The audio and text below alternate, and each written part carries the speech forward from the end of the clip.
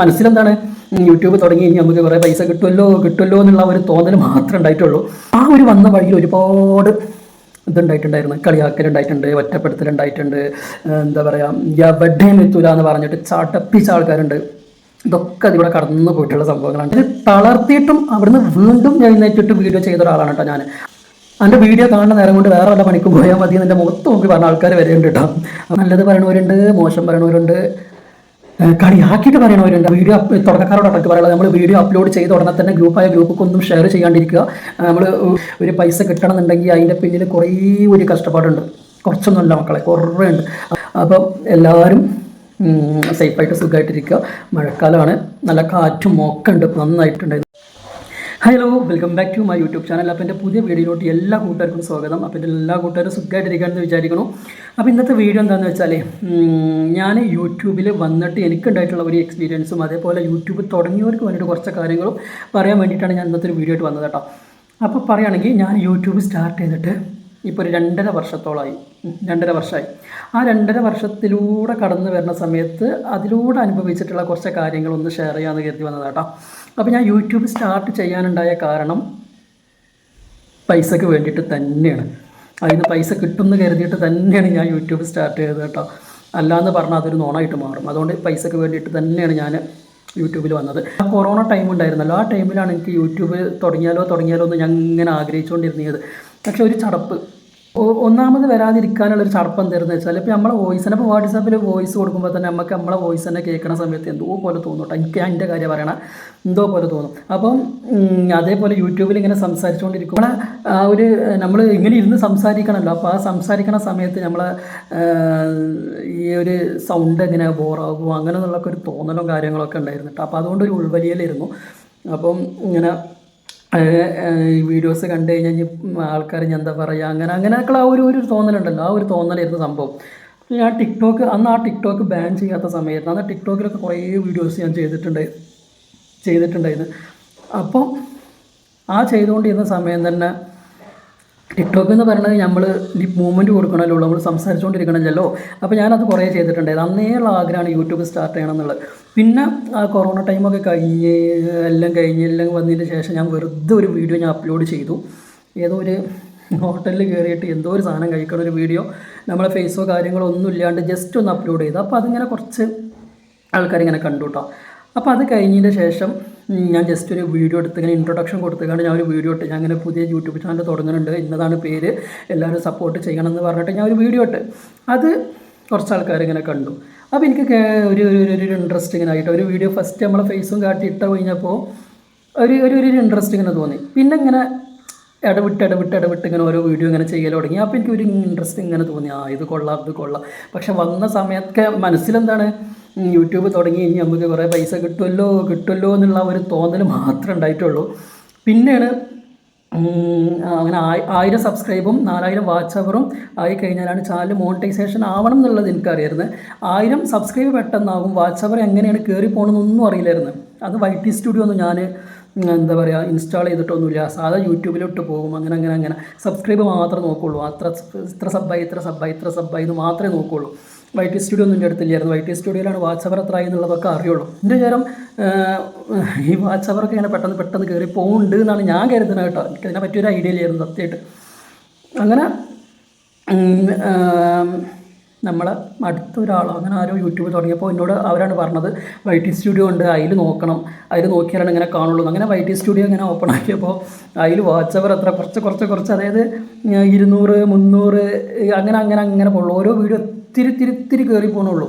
അപ്പോൾ 4000 വാച്ച് അവർ ആവണം എന്ന് കരുതി ഇങ്ങനെ ഇരുന്നപ്പോഴാണ് ആകെ ഇതെന്നാണ് 4000 വാച്ച് അവർ ആവരുതെന്നൊക്കെ ഇങ്ങനെ തോന്നിയത്. പക്ഷേ എനിക്കൊരു വാശി ഉണ്ടായിരുന്നു, ഒരു വർഷത്തിനുള്ളിൽ മോണിറ്റൈസേഷൻ ചെയ്യണം എന്നുള്ള എനിക്ക് ഒരു വാശി ഉണ്ടായിരുന്നു. പക്ഷേ ഒരു വർഷത്തിൻ്റെ ഉള്ളിൽ തന്നെ ജനുവരിയിൽ ചാനൽ സ്റ്റാർട്ട് ചെയ്തു. ഒരു ഒക്ടോബറൊക്കെ ആയ സമയം തന്നെ മോണിറ്റൈസേഷൻ കംപ്ലീറ്റ് ആയി. അതായത് 1000 സബ്ബും 4000 വാച്ച് അവറും ഞാൻ കംപ്ലീറ്റ് ചെയ്ത് കൊടുത്തിട്ടോ. അപ്പോൾ എനിക്ക് ഭയങ്കര ഒരു ത്രില്ലായി. ഒരു വർഷത്തിൻ്റെ ഉള്ളിൽ തന്നെ ഇതെല്ലാം സെറ്റായി കഴിഞ്ഞല്ലോ എന്നുള്ള ഒരു ഇതുണ്ടായിരുന്നു. പക്ഷെ എനിക്ക് ഈ മോണിറ്റൈസേഷനെ പറ്റിയിട്ടോ ഒരു കുന്തും അറിയില്ലായിരുന്നു. അപ്പം എന്നെ ഹെൽപ്പ് ചെയ്തിട്ടുള്ള കുറച്ച് ആൾക്കാരുണ്ട്. അതായത് ഇപ്പം യൂട്യൂബിലുള്ളത് തന്നെ നസ്രീന എന്ന് പറഞ്ഞിട്ടുള്ള ഒരു യൂട്യൂബറുണ്ട്. അവരെന്നെ ഒരുപാട് ഹെൽപ്പ് ചെയ്തിട്ടുണ്ട്. പിന്നെ നമ്മളെ തൊട്ടടുത്ത് നമ്മളെ ഫ്രണ്ടാണ്, നമ്മളെ അയൽവാസിയാണ് അഫ്സൽ എന്ന് പറഞ്ഞിട്ടുള്ള ഒരാളുണ്ട്. അവനും ഒരുപാട് ഹെൽപ്പ് ചെയ്തിട്ടുണ്ട്, ഒരുപാട് ഹെൽപ്പ് ചെയ്തിട്ടുണ്ട്. അപ്പോൾ ഇത് ഓരോ ഇതിങ്ങനെ വരുമ്പോഴും ഞാൻ ഈ നസ്രീന എന്ന് പറഞ്ഞ ആളുണ്ടായിരുന്നല്ലോ യൂട്യൂബർ, അവർക്ക് ഇങ്ങനെ വിട്ടുകൊടുക്കും. അപ്പോൾ അവരാണ് ഇതിങ്ങനെ ചെയ്താൽ മതി അങ്ങനെ ചെയ്താൽ മതി പറഞ്ഞിട്ട് ഇങ്ങോട്ട് വിടുക. അപ്പോൾ ഞാനത് ചെയ്യാൻ വേണ്ടിയിട്ടൊക്കെ ഞാൻ പറഞ്ഞ അഫ്സലിൻ്റെ അടുത്തേക്ക് പോകും. അവരാണ് എനിക്ക് കറക്റ്റ് ചെയ്ത് തരുള്ളൂ ഫുള്ളായിട്ട്. അങ്ങനെ അത് മോണിറ്റൈസേഷൻ്റെ എല്ലാ സംഭവങ്ങളും ഞാൻ കറക്റ്റ് ചെയ്തു, എല്ലാ സ്റ്റെപ്സും ഫുൾ കംപ്ലീറ്റ് ചെയ്തു. പിന്നെ വെരിഫിക്കേഷനും എല്ലാം ചെയ്തു, ഫുൾ കംപ്ലീറ്റ് ചെയ്തു. പിന്നെ ഞാൻ ഡോളറാണ് കയറേണ്ടത്. അപ്പം ഞാൻ കരുതി ഡോളറൊക്കെ ഇനി വീഡിയോസ് ഇടുമ്പോൾ അങ്ങനെ പെട്ടെന്ന് കയറുന്നു. അവിടെയാണ് കുറച്ച് കഷ്ടപ്പാടുള്ളത്. കാരണം വാച്ച് അവറിനെ എനിക്ക് തോന്നുന്നു വാച്ച് അവറിലേറെ റിസ്ക്കാണ് എന്താ പറയുക ഡോളർ കയറാൻ വേണ്ടിയിട്ട്. തിരിച്ചേ കയറുള്ളൂ. വ്യൂസിനനുസരിച്ചാണ്, ആഡിനനുസരിച്ചൊക്കെയാണ് ഡോളർ കയറി പോകുക. തിരി നമ്മളെ വീഡിയോസ് നന്നായിട്ട് വ്യൂസിലൊക്കെ കയറി പോകുകയാണെന്നുണ്ടെങ്കിൽ നമുക്ക് അത്യാവശ്യം ഡോളർ കയറും. പിന്നെ $100 ആയി കഴിഞ്ഞാൽ നമുക്ക് വിഡ്രോ ചെയ്യാൻ പറ്റുള്ളൂ. മിനിമം $100, അതിനപ്പുറം എത്രയും പോകും. അപ്പം നമുക്ക് ബാങ്കിൽ നിന്ന് വിഡ്രോ ചെയ്യാൻ പറ്റില്ല $100 ആയാലാണ്. അപ്പം ഡോളർ കയറാനാണ് ഭയങ്കര, എനിക്ക് തോന്നുന്നു വാച്ച് അവറിലേറെ ഭയങ്കര ബുദ്ധിമുട്ടാണ്. അപ്പോൾ വ്യൂസ് ഉണ്ടെങ്കിൽ കുഴപ്പമില്ല, അത്യാവശ്യം നല്ല വ്യൂസൊക്കെ ഉണ്ടെന്നുണ്ടെങ്കിൽ പെട്ടെന്ന് കയറി പോകും. അങ്ങനെ ആ ഒരു വന്ന വഴിയിൽ ഒരുപാട് ഇതുണ്ടായിട്ടുണ്ടായിരുന്നു. കളിയാക്കലുണ്ടായിട്ടുണ്ട്, ഒറ്റപ്പെടുത്തലുണ്ടായിട്ടുണ്ട്, എന്താ പറയുക എവിടെയും എത്തൂല എന്ന് പറഞ്ഞിട്ട് ചടപ്പിച്ച ആൾക്കാരുണ്ട്. ഇതൊക്കെ അതിലൂടെ കടന്നു പോയിട്ടുള്ള സംഭവങ്ങളാണ് കേട്ടോ.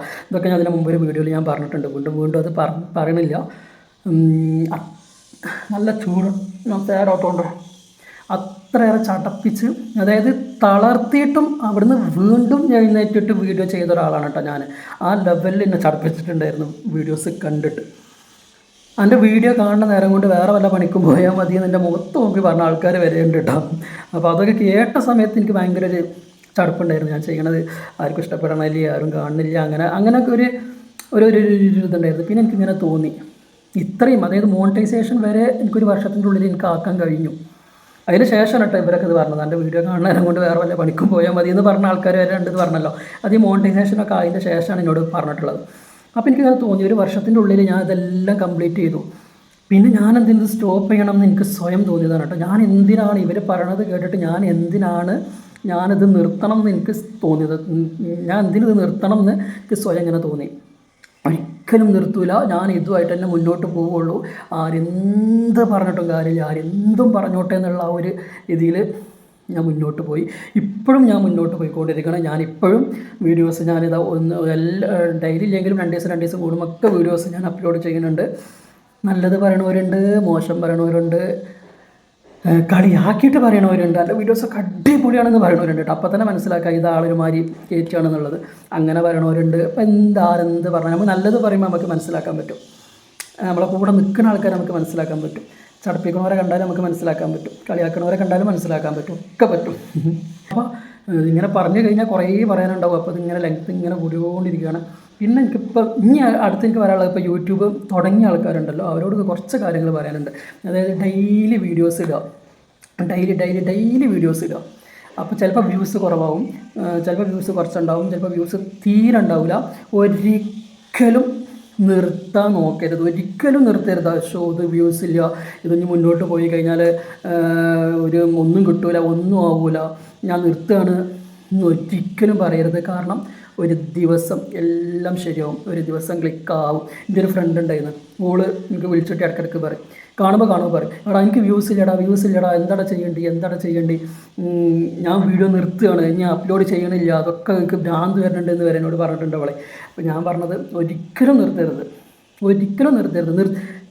കുറേ ആൾക്കാർ ചടപ്പിക്കാൻ നോക്കും, അതായത് ചടപ്പിച്ച് നമ്മളെ നിർത്തിപ്പിക്കാൻ നോക്കും.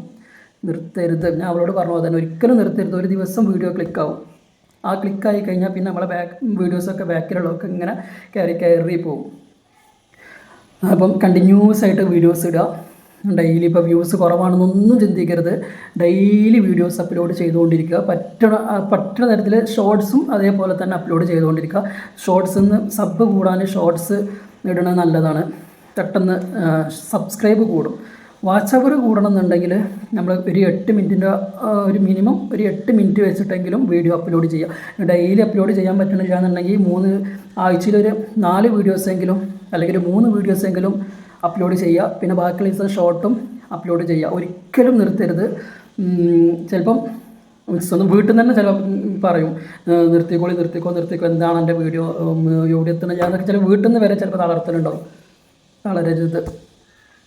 പിന്നെ എനിക്ക് പറയാനുള്ളത് നമ്മൾ തുടക്കക്കാരോടാണ് എനിക്ക് പറയാനുള്ളത്, നമ്മൾ വീഡിയോ അപ്ലോഡ് ചെയ്ത ഉടനെ തന്നെ ഗ്രൂപ്പൊന്നും ഷെയർ ചെയ്യാണ്ടിരിക്കുക. നമ്മൾ അപ്ലോഡ് ചെയ്ത ഉടനെ തന്നെ നമ്മൾ എന്ത് ചെയ്യും, ഞാൻ വരെ ചെയ്തിട്ടുണ്ട് കേട്ടോ. പിന്നെ മനസ്സിലായത് അതുകൊണ്ട് ഒരു കാര്യമില്ല.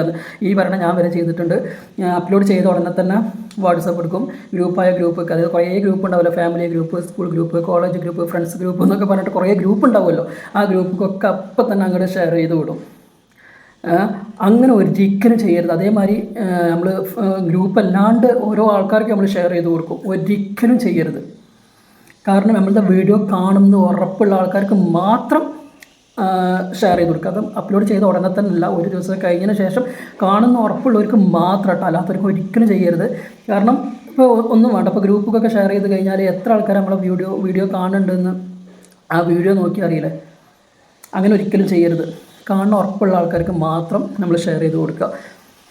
അങ്ങനെ ചെയ്യുക. പിന്നെ ഡെയിലി അപ്ലോഡ് ചെയ്തുകൊണ്ടിരിക്കുക. ഡെയിലി വീഡിയോ അപ്ലോഡ് ചെയ്യുക. ഒരിക്കലും സ്റ്റോപ്പ് ചെയ്യരുത്. തളർത്താനും ചടപ്പിക്കാനും ഒക്കെ ആൾക്കാർ കാണും. എന്താ പറയുക, നമ്മളിതിലൊന്ന് ക്ലിക്കായി കഴിഞ്ഞാൽ നമ്മളിതിലൊന്ന് ക്ലിക്ക് ആവണമെന്നുണ്ടെങ്കിൽ നമ്മൾ ഡെയിലി വീഡിയോ അപ്ലോഡ് ചെയ്തേ പറ്റുള്ളൂ. കുറേ കഷ്ടപ്പാടെന്ന് വെച്ചാൽ കുറേ കഷ്ടപ്പാടുണ്ട്. എന്താ പറയുക, വീഡിയോ അപ്ലോഡ് ചെയ്ത് നമ്മൾ മോണിറ്റൈസേഷൻ ആവാൻ കാത്തുനിന്ന് അത് കഴിഞ്ഞ് ഡോളർ കയറി ഒരു പൈസ കിട്ടണം എന്നുണ്ടെങ്കിൽ അതിൻ്റെ പിന്നിൽ കുറേ ഒരു കഷ്ടപ്പാടുണ്ട്. കുറച്ചൊന്നുമല്ല മക്കളെ, കുറേ ഉണ്ട്. അത് നമ്മൾ വീഡിയോ അപ്ലോഡ് ചെയ്യുന്ന ആൾക്കാർ, അതായത് ഓരോ യൂട്യൂബേഴ്സിനും അറിയാം അതിൻ്റെ ഒരു കഷ്ടപ്പാട് എത്രത്തോളമാണ് എന്നുള്ളത്. ഓരോ യൂട്യൂബേഴ്സിനും അറിയാം. പുറത്തുനിന്ന് കാണുന്ന ഒരാൾക്കാർക്ക് സിമ്പിളായിട്ട് തോന്നാം, പക്ഷെ ഒരുപാട് കഷ്ടപ്പാടുണ്ട് കേട്ടോ ആ ഒരു വീഡിയോ നിങ്ങളെ മുമ്പിൽ എത്തിക്കണം എന്നുണ്ടെങ്കിൽ. അപ്പോൾ ഇത്രയൊക്കെ തന്നെ ഉള്ളൂ പറയാൻ വേണ്ടിയിട്ട്. എനിക്ക് തോന്നുന്നു വീഡിയോ ലെങ്തായി അങ്ങനെ പോകും തോന്നുന്നു. അതുകൊണ്ട് കുറേ കാര്യങ്ങൾ നിങ്ങളുമായിട്ട് സംസാരിക്കാനുണ്ട്. അപ്പം ഇടയ്ക്ക് ഇങ്ങനെ ഒരു വീഡിയോസൊക്കെ ആയിട്ട് വരാമല്ലോ. അപ്പം ഈ അപ്പോൾ എന്നുള്ളൊരു വാക്കുണ്ടല്ലോ, അത് എനിക്ക് ഒരു വീഡിയോയിൽ കുറേ എനിക്ക് വരുന്നുണ്ട്. അപ്പം ആയിട്ട് അങ്ങനെ പോകുന്നുണ്ട്. അത് മാറ്റണം. അപ്പം വീണ്ടും അപ്പം കണ്ടില്ല, ഇതെന്താണോ ഇതെപ്പോൾ നോക്കുമ്പോഴും അങ്ങനെ വന്നുകൊണ്ടിരിക്കുക. അപ്പം എല്ലാവരും സേഫായിട്ട് സുഖമായിട്ടിരിക്കുക.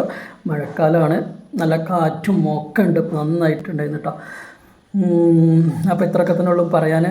അപ്പോൾ യൂട്യൂബ് തുടങ്ങിയിട്ടുള്ള എല്ലാവരും വീഡിയോസ് ഡെയിലി അപ്ലോഡ് ചെയ്തുകൊണ്ടിരിക്കുക. ഒരു ദിവസം നമ്മളും ക്ലിക്കാവും.